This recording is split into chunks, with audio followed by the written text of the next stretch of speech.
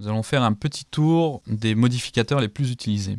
Pour ça, je vais créer une boîte volontairement en hauteur et je vais lui attribuer un nombre conséquent de polygones en augmentant les segments pour ces divers paramètres. Maintenant, je vais ajouter par exemple le modificateur Bend. On l'avait vu tout à l'heure. Juste pour montrer que quand on a un nombre suffisant de polygones, on a les angles qui donnent bien un effet bend arrondi. Mais si je remonte dans la pile des modificateurs et que je clique sur Box et que je diminue le nombre de segments en hauteur, on voit que le bend devient moins intéressant. Donc il faut toujours vérifier qu'on ait un nombre suffisant de polygones.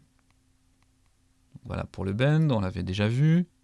Donc dans les modificateurs paramétriques, on a Mirror qui permet de faire un miroir. Donc c'est une ancienne version, on va préférer utiliser un autre qui s'appelle symétrique, on verra plus tard. On a le noise qu'on a un peu vu tout à l'heure pour ajouter une déformation, un bruit qui déforme le maillage.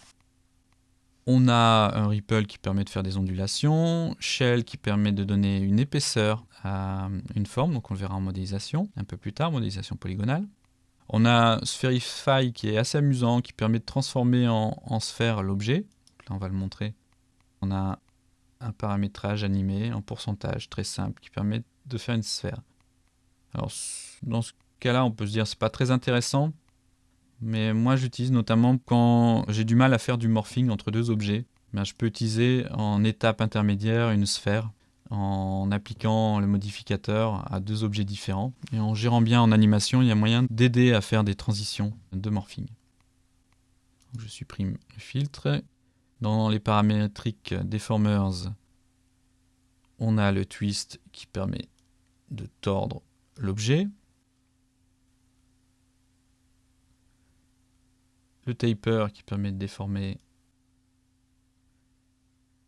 avec un arrondi la forme de l'objet.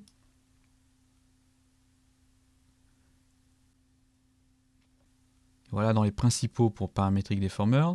Dans les subdivisions surface, on a le turbo smooth qui est très apprécié, qui permet d'appliquer un lissage global à l'objet. Voilà, ça fait un bel arrondi. Alors bien sûr, il faut un nombre suffisant de polygones. Si je descends dans la pile de modificateurs et que je baisse, le turbo smooth sera moins intéressant. Et je peux augmenter le nombre d'itérations. Et là aussi, il faut faire attention. Après 3 itérations, on va commencer à avoir trop de polygones. Donc on ne dépassera jamais 5 itérations, même 3, je fais rarement. On le voit, il devient tout blanc, ce qui signifie qu'il y a énormément de polygones. Donc c'est très long en calcul du coup, et peu intéressant en optimisation. Dans les modificateurs qu'on utilise très souvent, on a Patch Spline Editing, on a le Edit Patch qu'on a déjà vu pour les quad patch. Edit Spline, on va l'utiliser souvent pour éditer les lignes. Lathe, on va le voir, qui permet de faire une révolution autour d'un objet, et donc de transformer une forme 2D, la profiler une forme 2D en une forme 3D. Voilà, ici on a fait un petit topo. RNFur, très intéressant pour simuler de la fourrure. On voit tout de suite le résultat, un moyen de s'amuser. Les FFD, les Freeform Deformers, qui permettent de déformer l'objet de manière paramétrée. Donc par exemple ici, je vais faire un FFD 3.3.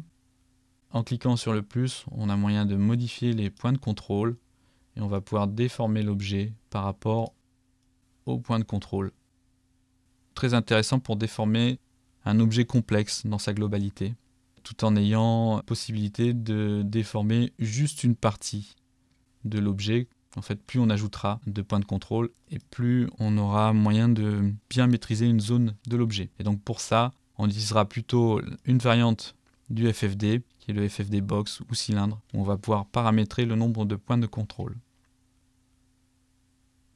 Donc voilà pour le topo des modificateurs les plus utilisés. Personnellement, les modificateurs, je préfère passer par ce menu-là. Ici, ils sont par ordre alphabétique, je vais les trouver plus facilement.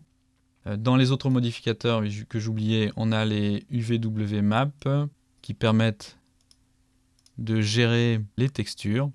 c'est les UV Coordinates. Donc on a le UVWMap qui est très utilisé pour expliquer à 3ds Max de quelle manière vont s'appliquer les matériaux et textures sur l'objet. Donc sur les primitives, on n'a pas de problème. Les primitives, on connaît déjà la topographie des textures, mais quand l'objet devient complexe, il va falloir le définir. Et donc on a deux outils, un outil simple UVWMap pour les formes d'objets simples, et on a le Unwrap UVW qui va permettre de faire un dépliage des UV et donc de travailler les textures à la manière par exemple d'une cocotte à un papier ou d'un avion. On va mettre à plat la surface de l'objet et on va pouvoir appliquer les textures sur telle ou telle face de l'objet à plat.